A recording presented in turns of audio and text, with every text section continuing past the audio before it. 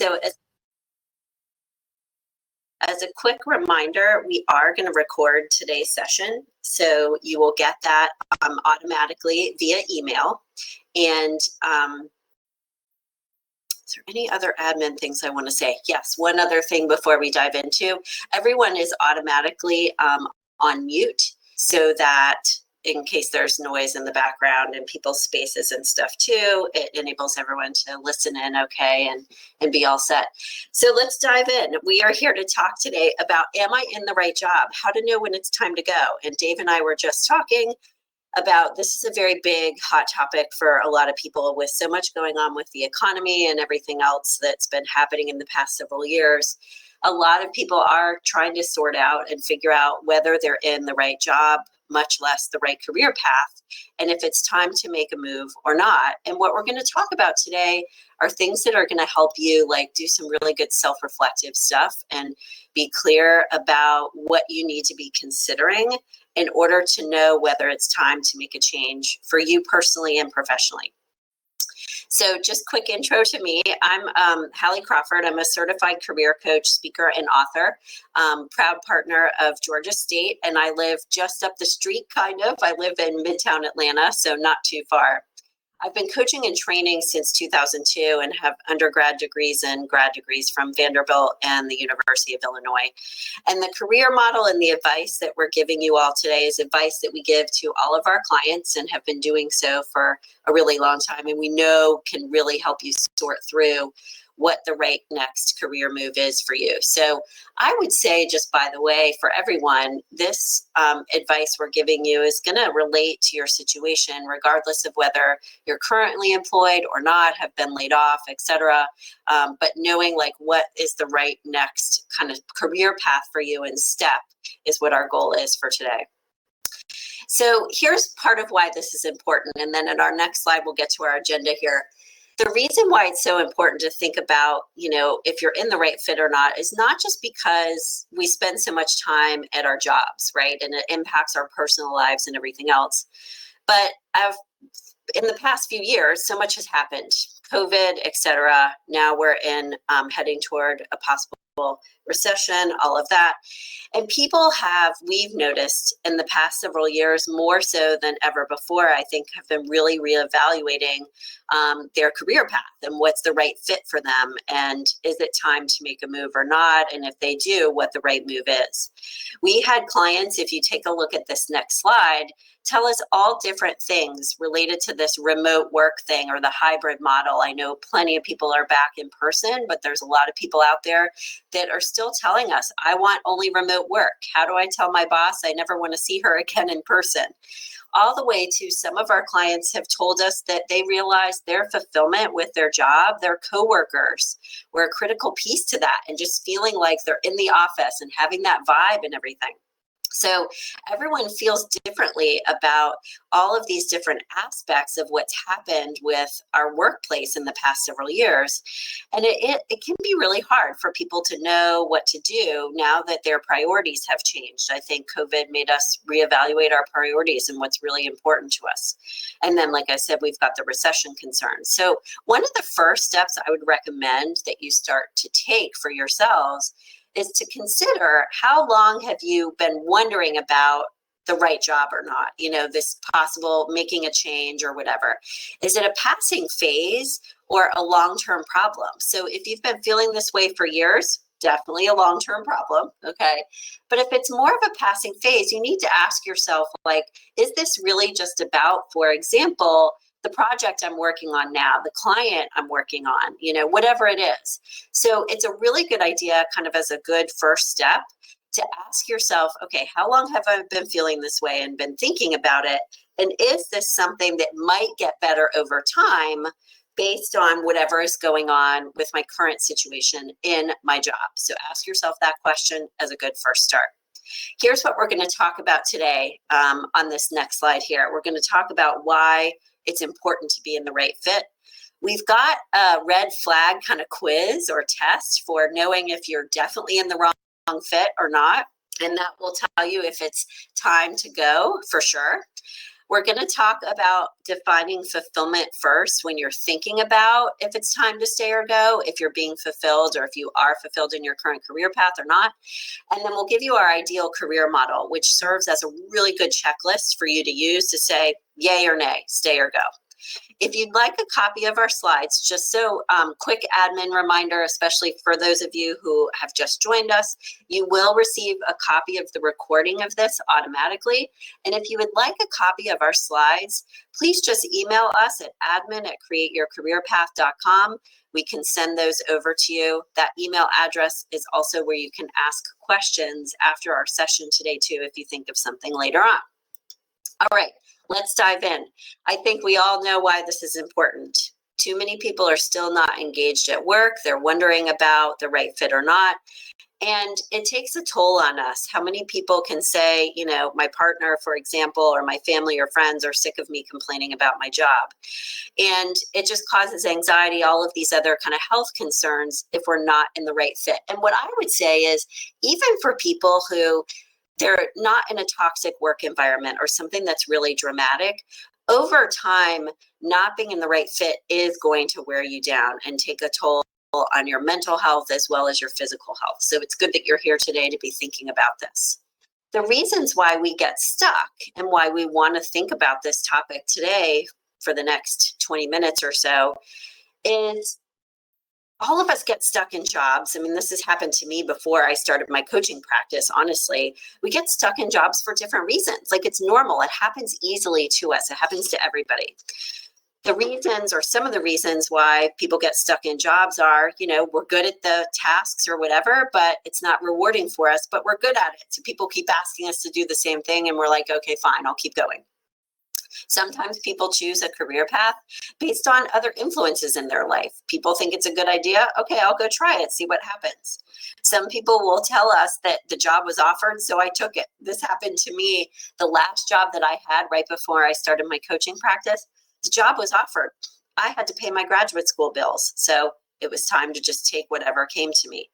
Other clients have told us that they've got this sense of like, every time it seems like our employer gets a sense of we're going to make a move or consider making a move, they throw a new perk or benefit at us. It's that golden handcuffs that some of us have.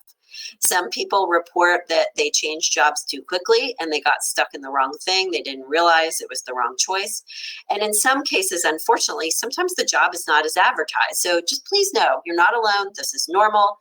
And one of the second things we would recommend you do as just a really quick homework assignment to think about is make a current list of why are you in your current job? Are they the right or the wrong reasons? Like, why are you in your current position? Doesn't have to be 20 things. It could be like 5 to 10. And then look at that list. Seeing it in black and white in front of you can be so helpful because then you can start to evaluate and say, these are not really the right reasons. So maybe it is time for me to make a move. Part of why this isn't so important is we want you to think about when you're considering whether it's time to make a change, kind of the right perspective to take when you're considering all of this. And I'll tell you what I mean by this on the next couple of slides, okay? So one of the things we want you to be thinking about if you decide, oh, sorry guys, I knew that was gonna happen. He likes to talk when I'm on the phone. I want you to think about how dramatic of a change may be required for you to be more satisfied in your job. And this is why we bring this up on this slide here, is because 9 times out of 10, when our clients come to us, they usually feel like, oh my gosh, I need to go do something completely different than what I've been doing before. We had a client who worked at one of the big 4 consulting firms in Chicago. She told us point blank at the beginning, I think I need to go be a chef. I'm so unhappy. And most people do not have to make as dramatic of a change as they thought they needed to when they first started with us, because they start to evaluate what's really working and what's not working at their jobs. And they may realize, for example, it's just about the work environment, or it's just about my boss. So I want you, when you're thinking about this too, please, is to think about that a course correction could be the right answer for you.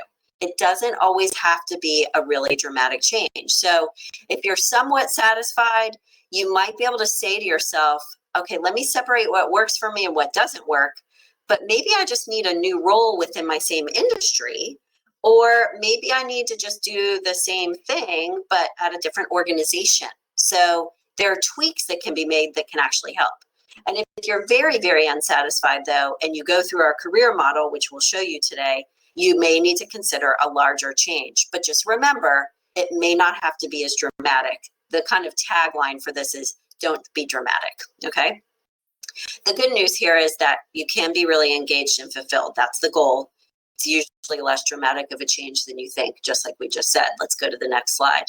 Here's what we also want you to do to have the right perspective, and then we'll get to our red flag test as agenda item number 2 for today. When you're thinking about the right career fit, we also want you to be very realistic about it though too, okay? So we talked about whether you need to make a dramatic change or not. Usually it can be a little less dramatic. We also want you to be realistic about things. We've all heard that saying, I think, do what you love, the money will follow, right? And I love that saying because yes, we always are all about with our clients helping them find a job that they're going to be passionate about. And we truly feel that that is possible. But it's not going to be perfection all the time. Don't put that pressure on it. The goal here is, if you look at the bottom right of this slide, what we want you to be able to say about your career path and your job is more so that the good parts about it so far outweigh the bad parts, the things that you don't like as much, that you barely notice those things that you don't enjoy. So using me as a quick example, as a career coach, I love what I do. I love running my business, all of these other elements, right? But there are certain things that, yeah, absolutely, I would rather not have to do. Spreadsheets, financial analysis, stuff like that, that A, I'm not good at, and B, I can't stand it, right? Nails on a chalkboard. That's always going to be the case. Like, no job is going to be perfection. So what I want you to say to yourself is that I'm going for something where I get so much of what I really, really want that I can compromise on these other areas. It's not that big of a deal to me. I can compromise in these places. And what our clients find is that when they are at choice, when you are at choice about where you're compromising versus feeling like you're stuck in something or you got sucked into it, kind of like we were talking about earlier, you're going to feel better. So when you choose where you compromise, it's going to feel so much better just overall. You're going to feel empowered, like you have a plan, et cetera, and you're in control, okay? So this is the perspective that we want you to have, please, when you're thinking about, is it time to make a change? Remember, nothing's going to be absolutely perfect every single step of the way. Let's talk about agenda item number 2 next. And this is kind of our 8 red flag test for the wrong fit. All of the materials and the things we use with our clients are things that we've developed over doing this for 25 years. And what we find is that these red flags kind of really get to the heart of the matter about how you know if you really are in the wrong fit and check the box of, yes, it's time to make a change. So let's look at these. The 8 red flags, the first 4 are on this first slide here. So number 1, if you dread getting out of bed every single morning, and it's not just the Monday or Tuesday morning blues, I'm throwing Tuesday in there just to be, generous about it, okay? But if it's every single morning you're dreading going to work, that's not a good sign. You can actually feel excited to go to your job. Some days are you going to feel less excited, and some days will you still dread it? Of course, that's going to just part of life. But if it's every single morning on a consistent, regular basis for a long time, it's not a good fit for you. Number 2, if you're noticing that your work relationships and your work performance is suffering in any way, shape, or form, that's definitely a red flag. You could be in the wrong fit. Number 3, if you gain little or no joy or satisfaction from your job, like there's really nothing, or let's say 10 or only 20% of the time are you satisfied or excited, that's not a good enough number. We want it to be like up to 80% as much as possible. And number 4 red flag is if you feel like you've started to slack off and have little or no motivation, this is the senioritis problem, right? Then that's definitely a red flag too. We have told our clients, or we tell our clients, and we've had a lot of people tell us actually lately, that they just don't feel as challenged in their job as much. So their job or career path may be, and this could be you as an example, their job or career path actually could be a good fit for them in a lot of ways, but they may just have outgrown it. And so if that's part of what's causing or creating your motivation, you may say to yourself, okay, cool, I'm actually in the right fit, but I need the next challenge. So how do I figure that out? Again, less dramatic of a change, but making sure that you're challenged. Most people want to feel that way. Number 5 red flag on the next slide is if you feel like you have to become someone else at work, either to fit in, to perform your job effectively, to work within the culture, the parameters of your job, or even organization, that's not a good thing. Now, here's the deal with number 5, everybody, is we all have like a professional persona. It's not a good idea to let everything hang out at work and, air all of our personal stuff and dirty laundry. So that's not what we're talking about, obviously. But if you feel like deep down, you can't be as authentic as you would like to or need to be in order to go to work every day and fit in and everything else, that's a huge problem because authenticity is something that's important to most people. And you don't want to feel like you have to turn yourself into a pretzel in order for things to work. That's a huge red flag. Number 6, if your job doesn't make use of your talents, and by the way, those talents or skills or strengths that you want to be using at this point in your career, big red flag. Number 7, if you spend most of your time complaining about your job, that's a really bad one too. And especially if this has been for a long time that's been the case. And number 8 may sound a little bit weird. If you regularly fantasize about quitting, being fired, or let go, that's a huge red flag. And I laugh a little bit because not to make light of it at all, because most people do not want to get fired or laid off. I totally get that. That's an incredibly stressful situation for people. But we have had clients tell us in the past, I kind of wish I would get fired because I need to create space for this next thing. Or they decide to quit in order to make space for the next role for them. In some cases, those people are in a really toxic work environment, let's say, and it's impacting their health and they're having a really hard time conducting a job search. In other cases, they're too scared to or think it's a really bad idea to quit. And so, for example, I'll just give you a quick example, and she's just a really good one that we worked with. She's based in Atlanta. She was working with one of our coaches. She had her first session 1 week, and then 2 weeks later, her next session with us. And she got on the phone with our coach, and she was like really happy and just sounded so much better than she did in the first call. And, a few seconds in, our coach said, "What's going on? You sound really good today." And she said, "I got fired last week, and it's the best thing that ever happened to me." Again, we realize that this is not always the best thing for people. However, in some cases, we've got to do something dramatic in order to make the right next move. So just keep in mind what's best for you and your situation. But bottom line, number 8 is if you're fantasizing about this, it's definitely the wrong fit for you. Let's take a look at your results, okay? So as you've been thinking about our red flag test or quiz, here's how you can evaluate kind of where you stand with things, depending on how many red flags that you had. So number 1, if you've only had 1 or 2 red flags, you may just be going through a rough patch. And it might be a good idea for you to kind of reevaluate things in 3 or 4 months. Based on the things that we're talking about today and our ideal career model, there may be changes that you want to make for yourself to see if it fixes or scratches the itch, if you will.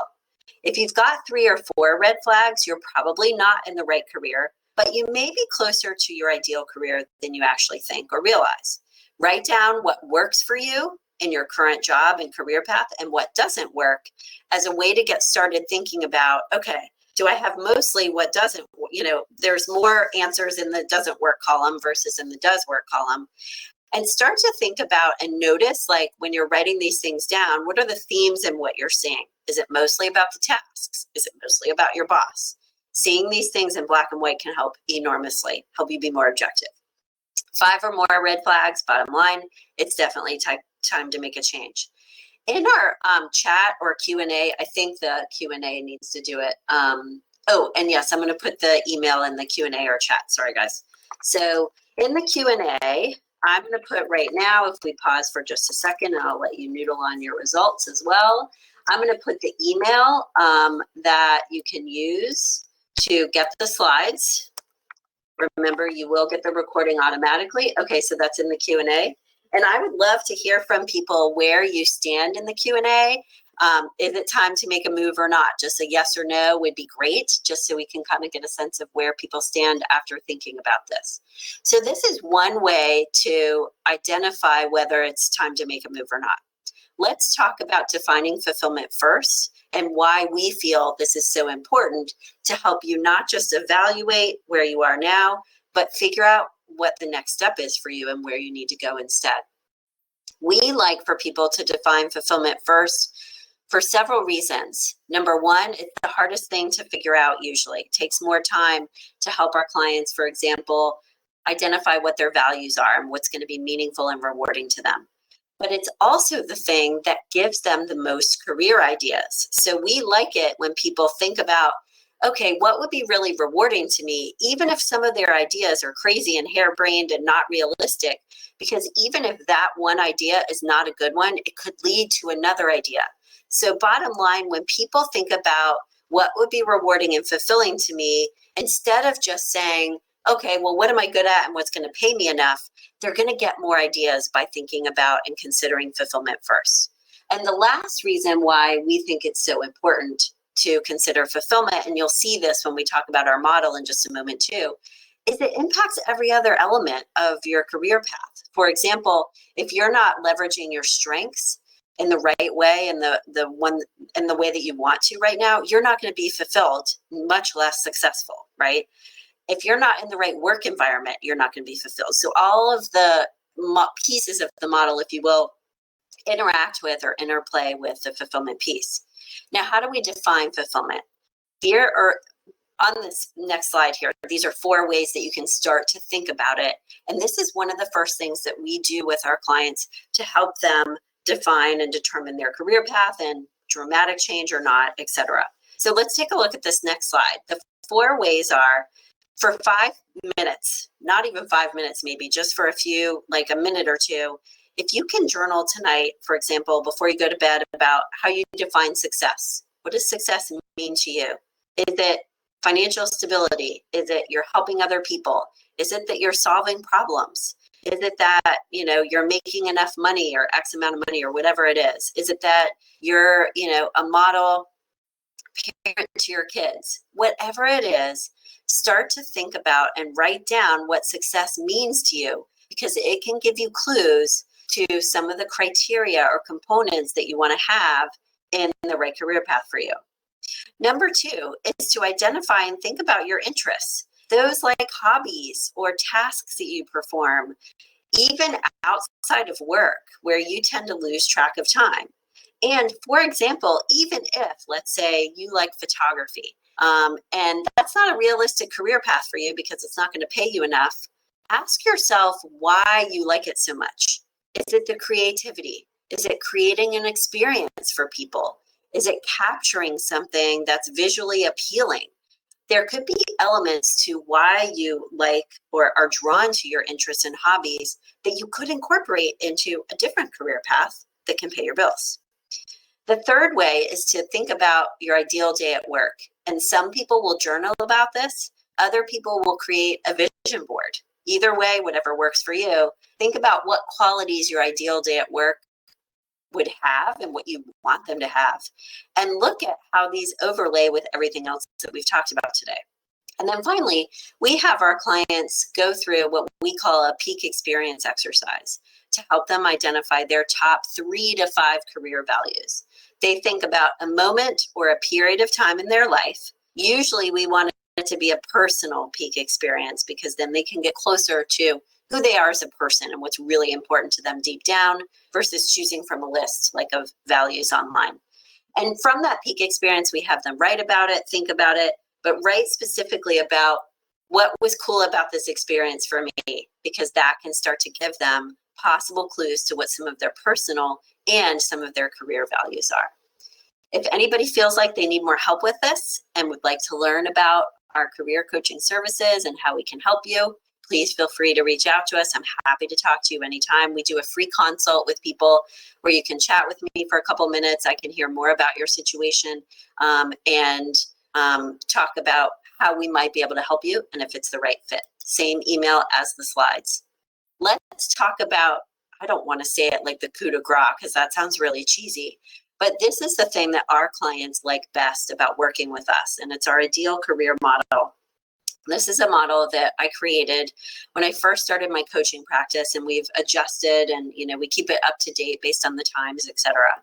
But the ideal career model on the slide here, and the next slide it's going to be there and a little bit bigger so you can see it a little bit better. It helps you be more objective and consider all of the right components or necessary components of the right career fit. So you can almost use this as a checklist, because the ideal career model is basically showing you the 8 things that you need to consider in order to know if you're in the right job, and if you are not, how to identify the right path. So it will serve 2 purposes. And what we want you to do is review each of these pieces slowly but surely, step by step, and review each one of them one by one. Let me show you a bigger version of it on this next slide here. So we started with fulfillment, and we talked about that already, how to begin to identify what's fulfilling to you. And you notice it's the cornerstone of the rest of the model, because like we said earlier, it'll help you brainstorm the most career ideas and see what else is out there so you're not missing anything. And it also will help you get closer as you narrow down what would be, fulfilling to you. As you narrow it down based on practical considerations, like what you would be qualified for, then at least you're going to get closer to something than you would have otherwise that's really rewarding. The enjoyment piece is basically where we want you to list out and think about your most enjoyable tasks. So in addition to, like, here are my values, this would be really meaningful to me to, for example, give presentations all of the time, be an event planner or whatever it is. I would also like to be able to write articles sometimes, or, do some data analysis or research. So the enjoyment piece kind of piggybacks on fulfillment to let you know what other ancillary tasks would you like to perform as well, and it can help you narrow down your career ideas. Then we want you to look at your top 5 strengths. What are your top 5 strengths, and how do those maybe either give you additional career ideas, if any, or how does this start to help you narrow down your existing career ideas based on what you're actually good at? The same goes for education and experience. I do want you to actually think back to courses and classes you took at Georgia State. Were there classes that you were really drawn to that maybe you had forgotten about? When I was thinking about this, it had been a while since I graduated from Vandy. So I had to really think about my classes, and I realized I was really drawn to psychology classes and interpersonal communication. That reminded me of that.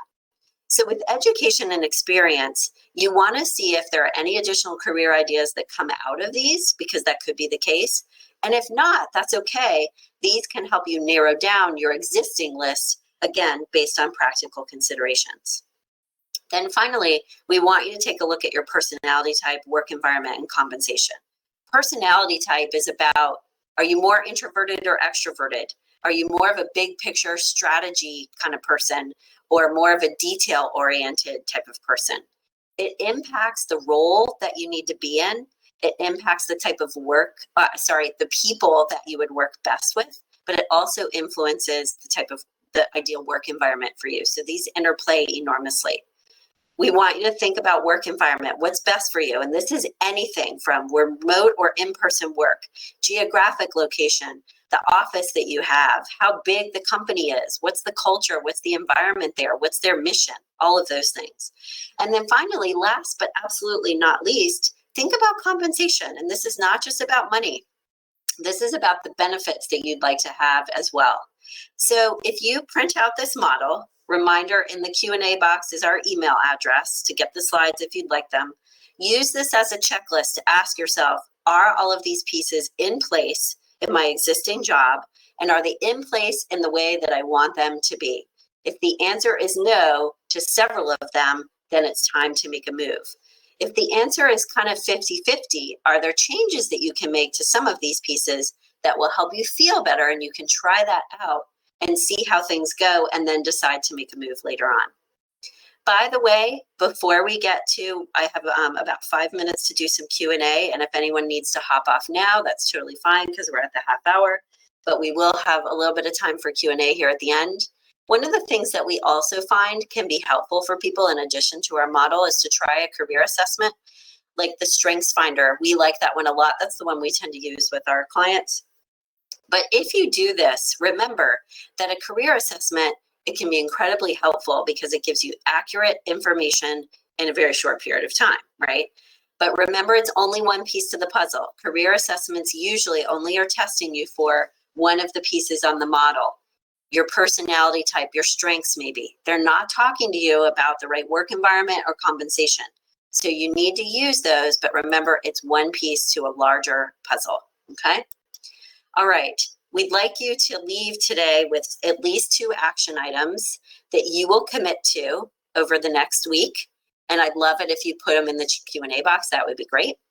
There are 2 suggested action items on the left-hand side, some of the things we talked about today. As we're letting you take a moment to think about if you have any questions that you'd like to ask before we go, just as a quick announcement reminder, our next webinar is going to be on the 22nd of August. And let me make sure I've got that date right just to be sure. And it's going to be about overcoming the imposter syndrome. And we would love it if you would join us for that. And yes, it's August 22nd, overcoming the imposter syndrome. All right, so in the Q&A box so far, we've got most people, 3 people so far, saying that it is time to make a move. So remember, we want you to think about how dramatic of a change you need to make or not. Print out the career model, see if you can evaluate things that way. And if we don't have any questions, we'll go ahead and start to close things out for today. As a reminder, if you'd like the slides, admin@createyourcareerpath.com. I'm happy to talk with you about coaching as well.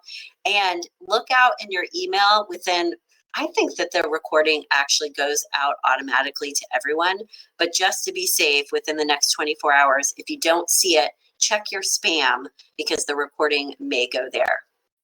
Thanks for your time, everyone. I greatly appreciate it. Join us on August 22nd for Overcoming the Imposter Syndrome.